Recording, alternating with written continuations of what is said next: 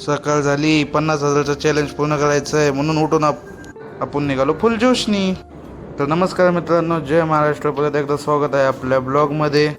तर आज सकाळच्या वेळी पहिली ट्रिप लागली होती डायरेक्ट हिंजवडी फेज 3ची. पोचलो लोकेशनला. त्या गॅसची HP टाकीची गाडी आली होती, खिशात भरायची होती. नंतर म्हणलं जाऊ दे. मग 2-3 छोट्या मोठ्या ट्रिपा मारल्यानंतर आपली गाडी म्हणली मालक पोटा पाण्याचं बघा काहीतरी. गेलो मग गॅस भरायला.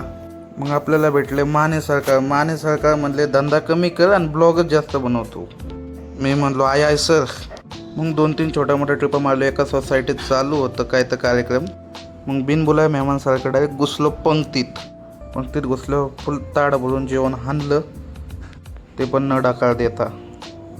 आणि सॅलेड पण मागवलं. अरे त्याच्या आईला मट्टा राहिला वाटतं, ते पण 2 ग्लास. मग ते 2 ग्लास पण मट्टा पण डायरेक्ट गेले आपल्या पोटामध्ये. पोटात गेल्यावर सगळं टाटाक्क झालं माझं रिकामं. मग अजून 3-4 छोट्या मोठ्या ट्रिपा मारून आपण गेलो आपल्या घरी थोडा आराम करायला. खूप ऊन झालं होतं.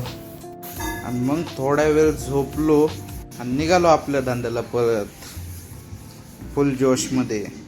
ते यायला दाढी केसले वाटलेत, कापायला लागन.